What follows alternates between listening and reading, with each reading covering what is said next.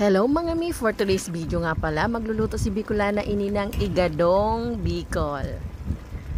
Ito ay specialty ng mga Bicolanos, lalo pag fiesta. Masarap na dish. Ito nga ginayat ko na ang laman ng baboy at atay. Yan ang pangunahing sangkap ng igado. Yung naririnig nyo ngang ingay, pinapahasa ako ang aking mga kutsilyo dahil medyo mapurol na. Eto nga, tapos ko nang magayat ang laman at atay.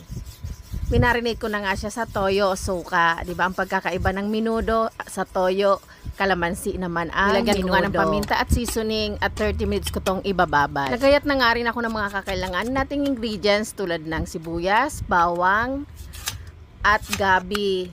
Gabi nga pala ang ginagamit ko rito sa igado. Hindi ko na nga nilagyan ng carrots kasi alam nyo naman, mahal ang carrots. Sa mga nagtitipid tayo sa ingredients, pwede na yan, gabi. At naglagay nga rin po ako ng sili. Simulan na nga nating magluto. Ginisa ko na nga ang bawang sibuyas. At sinangkot ko na nga ang minarinate nating baboy. Napakadali lang lutuin ng igado. May igadong version ng Ilocano, magkaiba sa amin. Sa amin kasi medyo sweet ang igado namin. Ang version kasi ng igado namin medyo sweet, spicy. Napakadali nga lang din nitong lutuin.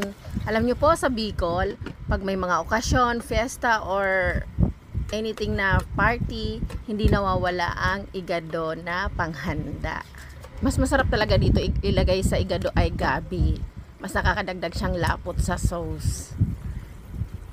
Hindi na ako naglagay ng carrots kasi napakamahal ngayon ng carrots.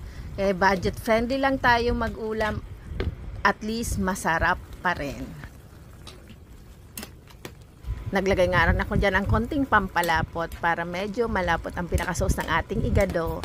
Ayan na nga. Tada! Ilabas na ang Only Rice.